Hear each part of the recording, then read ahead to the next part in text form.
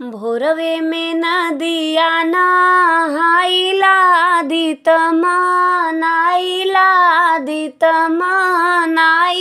हो। बाबा फूलवा छतवा चढ़ाइला सब गुण गाइला हो। भोरवे में नदिया नहाइला दितमा नाइला हो। बाबा फूलवा छतवा चढ़ाइला सब गुण गाइला हो। असधरवाई बसैया अन्हरिया से बोझिल हो। बाबा आंगने में मांगिला अंजोरई मथवा नवाइला हो। असधरवाई बसैया अन्हरिया से बोझिल हो। बाबा आंगने में मांगिला अंजोरई मथवा नवाइला हो। गजमोती चौका पुराइला चरा बिछाइला हो। बाबा आंगने में फूलवा त लागेला फलवा न खाइला हो।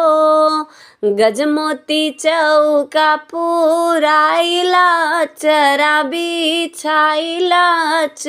बिछाइला हो। बाबा आंगने में फूलवा त लागेला फलवा न खाइला हो। ताना दे के कहे गो तिनियाई बाझ बाबा हिनियानो हो। बाबा सोनी बोलिया गो तिनिया मोलोरवा हाइला हो। ताना दे के कहेली गो तिनियाई बाझ बाबा हिनियानो हो। बाबा सोनी बोलिया गो तिनिया मोलोरवा हाइला हो। चुप रहू धीर करू दुखिया न सुन रही कोखियानो हो। बस आजू के नवेरे महिनवा होरिल मुस कहीं हो। चुप रहू धीर करू दुखिया न सुनी रही कोखियानो हो। बस आजू के रे नव महिनवा होरिल मुस कहीं हो। बाबा फूलवा छतवा चढ़ाइला सब गुण गाइला हो।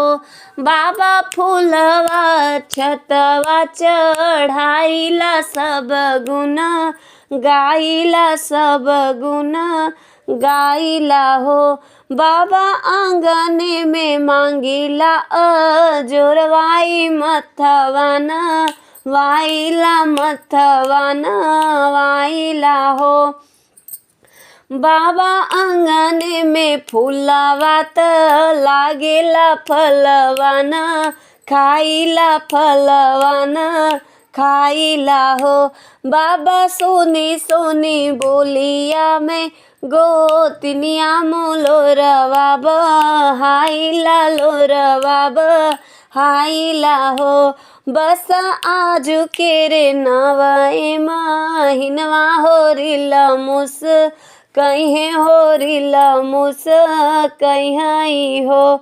बाबा फूलवा छतवा चढ़ाइला सब गुण गाइला सब गुण गाइला हो। नमस्कार दोस्तों, आज आप सभी के सामने मैंने छठ माता के गीत का सोहर उठान गाया है।